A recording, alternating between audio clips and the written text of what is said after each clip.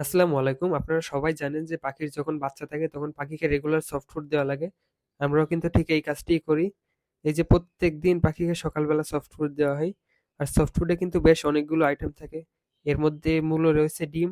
ডিম প্রতিদিন থাকবে এর সাথে যাই দেন না কেন আপনি।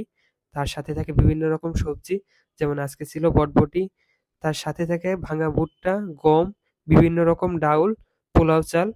এগুলো কিন্তু সরাসরি দেওয়া হয় না। প্রথমে আগের দিন পানিতে ভিজিয়ে রাখা হয়, তারপরের দিন সিদ্ধ করে তারপর দেওয়া হয়। আমার পাখিগুলো এগুলো কিন্তু খুব ভালো করে খায়। ওদের খাওয়া দেখলে তখনই আপনি বুঝতে পারবেন ওরা কত ভালো করে খায়। তো এগুলো ভালোভাবে মিশিয়ে তারপর আমরা পাখিকে পরিবেশন করি।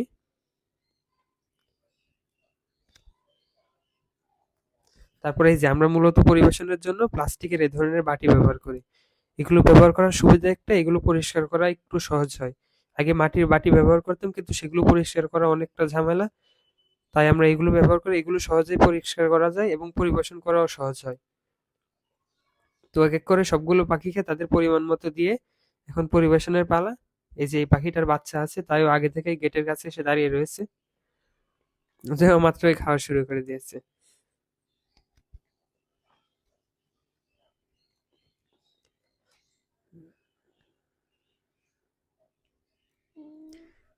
এই যে ওর পাশের খাঁচাটারও একই অবস্থা, ও এরকম ভাবে বসেছিল কিন্তু ও একটু ভয় পায় তাই সামনে আসতে একটু সময় লাগছে। এই যে চলে এসছে।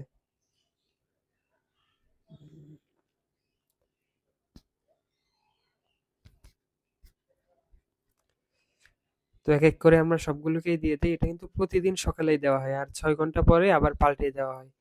6 ঘন্টার বেশি সফট ফুড না রাখাই ভালো, কারণ এগুলোতে ডিম থাকে, এগুলো তাড়াতাড়ি নষ্ট হয়ে যায়।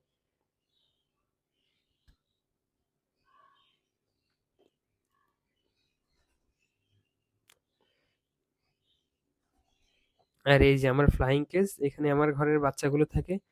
ওরা কিন্তু দেওয়ার পর গ্রুপ ধরে চলে আসে খাওয়ার জন্য। এই যে এখানে মোটামুটি 15 পিস মতো বাচ্চা আছে, ওরা সবগুলোই নেমে চলে আসে খাওয়ার জন্য। আমি কিন্তু বাজিগরকেও সফট ফুড দেই, অনেকে আছে দেয় না কিন্তু আমি দেই। এই যে যেগুলো মূলত বাচ্চা আছে সেগুলোকে সবসময় আমি সফট ফুড দেওয়ার চেষ্টা করি।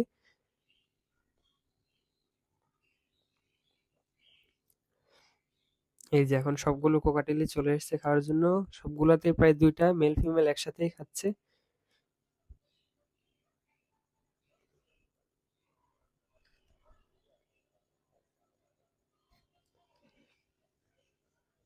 এই যে আমার লাভ বার্ডও চলে আসছে খাওয়ার জন্য।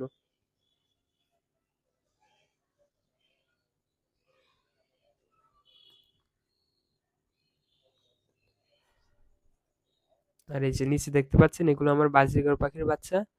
এগুলো যদি কারোর লাগে তাহলে আমার সাথে যোগাযোগ করবেন, ইনশাল্লাহ এখান থেকে আপনাদেরকেও দেওয়া যাবে।